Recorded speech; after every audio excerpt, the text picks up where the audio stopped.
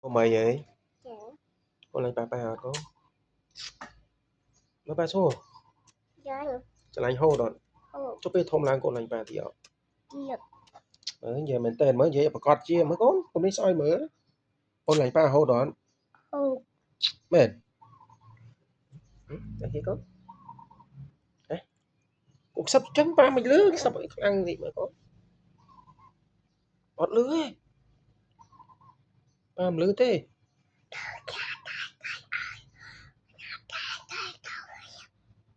Chặt tay thì hiện ba đấy. Thơ một chụp bê đồn thì mà thật chụp. I love you. I love you papa.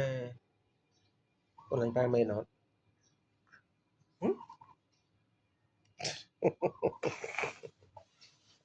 Bye bye rồi. Bye bye. Không giúp gì à? Chúng tiếp đi con tên này rồi miệng lên dưới chổi mấy con tên này.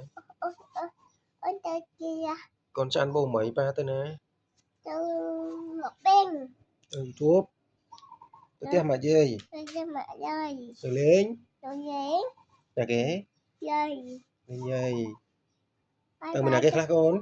Tôi mua papa. Mẹ. Và ba con muội. Mua ba ngơ. Cho mày. Mua mỏ mì. Mạ mi muội. Mua mạ mì bằng mua mạ mì. Mô mày mông. Có mua mạ mì. Hay cho con dụ mà này con. Buồn nam mai. Con cho muội. Con nói cho cô mày. Chăn bố mấy con nó pù mày cái con. Nó không được tiền phơi. Cũng biết hàng phổi con hiến này nè. Rồi giờ đi về. Đấy là ai cái? Giờ đi về. We go away. Mi kỳ way. Vi cà về. Mi kỳ way. Vi kỳ về. Con hiến la đó. Dạ. Ok, trong chụp hiệp ly rồi ta. Bye bye. Bye bye. Con. Con. Yes.